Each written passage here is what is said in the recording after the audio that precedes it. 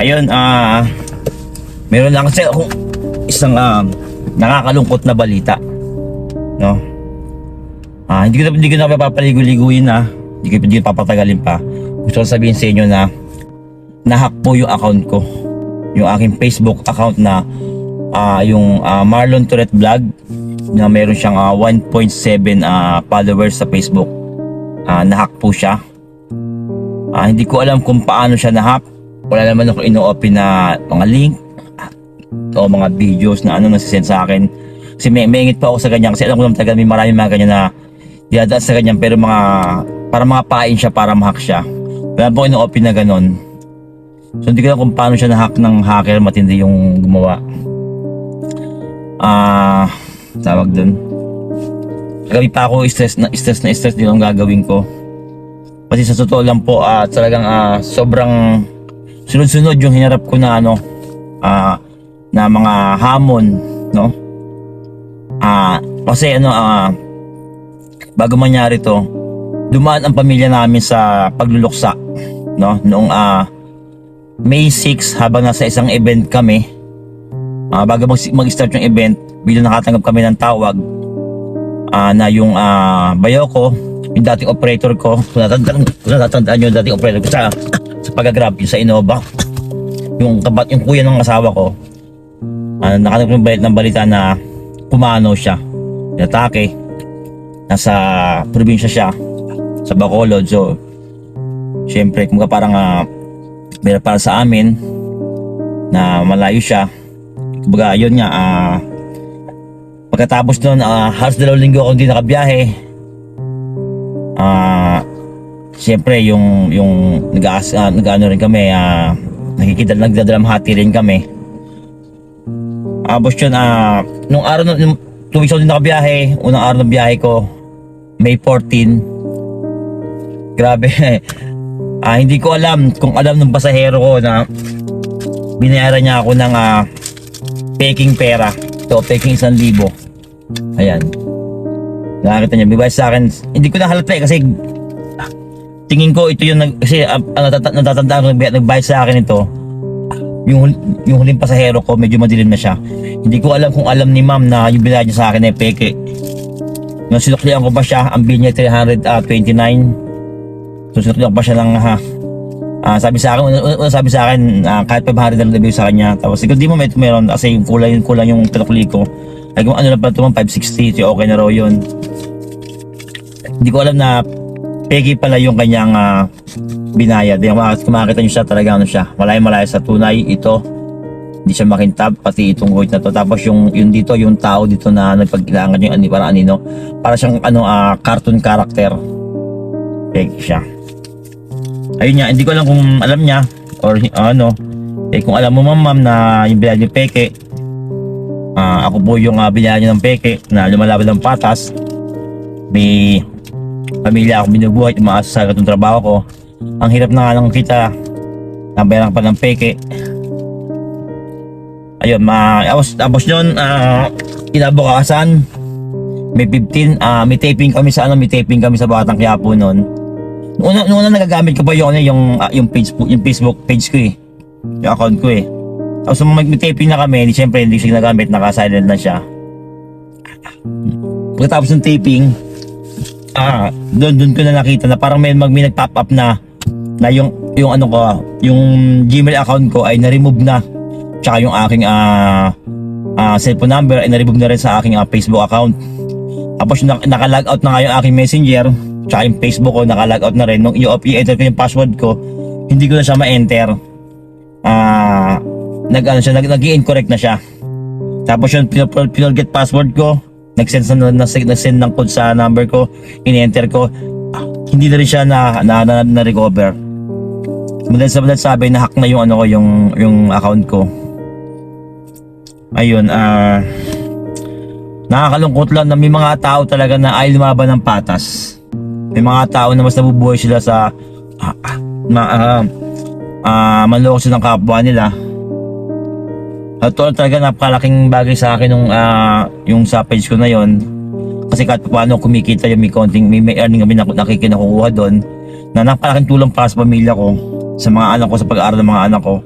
ito sa panghulog dito sa sakyan na to, mga pangangailangan namin,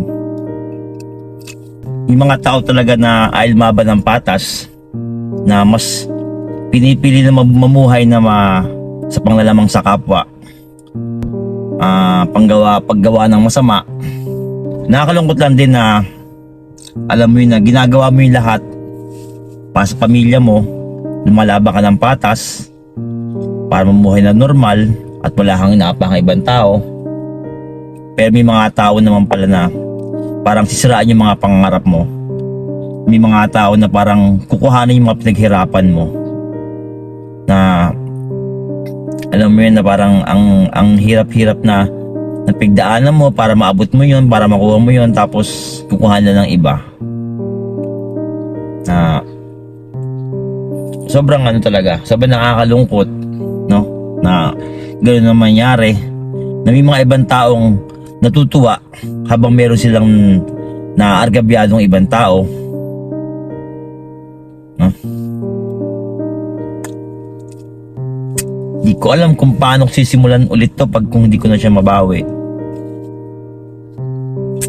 Pero sana, yun nga, makuha pa rin siya. May tumutulong naman sa akin. Ayun, sana mabawi uli namin, makuha siya. Sobrang bigat. Sobrang pinagdaanan ko. Hindi ko alam kung paano ako magsisimula, kung paano ako sisimula yung araw ko. Kagabi, ang tulog ko, konti lang. Ngayong umaga, iniisip ko pa rin siya. At isang masaklap nito, bukas May 17, birthday ko. Ito, hindi ko alam kung magiging happy yung birthday ko dahil sa ganitong balita, sa ganitong pinagdaanan ko. Yung bayaran ako ng peking pera, okay sa akin, hindi ka mabigat yan. Parang kikitain ko din naman yan eh. Pero yung page na ang laki ng naging naging journey ko doon, na may 1.7 million followers siya. Parang ang hirap na, no, di ba? Parang ang hirap na mag back to zero kung paano sisimulan uli yun. Kaya yun, sana yun nga, ngayong birthday ko, ang hinihiling ko, ang wish ko na lang, sana samahan nyo ako na ipagdasal, no, na makuha pa siya, mabawi pa siya. Siguro yun isa sa magandang regalo matatanggap ko mula sa inyo, mabawi ko yung page ko. Hindi ko alam kung siya talagang yun talaga yung yung parang isa sa mga malaking pinagkukunan namin sa pangangailangan namin sa pamilya ko. Sana naman hindi nakipag ba naman yung umayos, sabi niya gagawin niya lahat para mabawi yung account ko. Ayun, kaya makita nyo ay nakapost dun sa page ko na yun, iba na, no? Kaya ngayon dito nyo muna mapapanood, dito muna mag-upload habang inaayos pa nung kakilala ko na makuha yung page. Habang inaayos pa niya yon, dito muna mag-upload, dito muna kayo i-update din, no? Kapag nakita nyo na yung video ay ako na, tsaka yung caption niya ay Pilipino na, tapos ako na yung nagsasalita doon, nabawi ko na yon. Pero hanggang nakita nyo dyan na ibang lingwahe, kasi ngayon nagpo-post na yung hacker nagpo-post siya ng mga videos eh. So yun, huwag nyo lang supportahan, no? Basta nakita nyo, huwag nyo nang anuhin siya. Ayun, huwag na rin muna kayong mag-unfollow doon, no? Kasi baka mabawi naman. So i-update ko na lang kayo, baka sa dito rin sa kung talagang hindi ko na nakuha, tsaka na lang kayo mag-unfollow doon sa page na yun pag talagang hindi na siya nakuha. Yun, kaya pero sana mabawi siya. Kasi talagang hindi ko alam kung paano kung paano magsisimula ulit pagka hindi na siya nakuha. Ngayon, nakalungkot lang talaga na may mga tao nabubuhay sa ganun alam yung kaya nila manloko ng kakapwa nila, na hindi sila natatakot sa kung ano yung magiging balisa nila, hindi sila natatakot sa magiging karma, na akala nila nakaligtas sila, no? May balik, kasi alam natin may balik naman yun. At alam ko rin naman na kung ito pagdadaanan ko na to ay kaya ko rin lampasan, at alam ko may plan si God. Kumbaga lahat ipagkakatiwala ko sa kanya, ipagkakatiwala ko yung nangyayaring ito, na kagaya ng binigyan niya ako ng gatong kondisyon, binigyan niya ako ng Tourette syndrome, pero dahil alam niyang kaya ko at may plan siya sa akin, siguro ito nangyayari din sa akin to, hindi niya pababayaan dito. Kumbaga tutulungan din niya ako kung paano ko malampasan to, at baka meron din siyang mas magandang plano, no? Baka meron siyang gusto nga ipaintindi sa akin na hindi ko talaga naiintindihan pa kung bakit nangyayari sa akin lahat ng ito. Sa ako, kumakapit ako kay God, kung anong plano niya, siyempre doon tayo magtitiwala. At alam mo, niniwala ako kahit na anong tindi ng hacker na yon, pag hindi siya pinahintulutan ng Diyos, kumapit tayo kay God, gagawa ng paraan si God para maayos yung lahat. Dito muna ako mag-update sa inyo. Bataan ko lang kayo kung ano ang status na, no? Pag kung nakuha ko na siya. Ayun. Maraming salamat sa suporta nyo. Hinihiling ko na sana pagdasal nyo ako na mabawi yung page ko, bilang pa-birthday nyo rin sa akin. Ngayong party na may 17, birthday ko na. So nakakataba na maging happy yung birthday ko.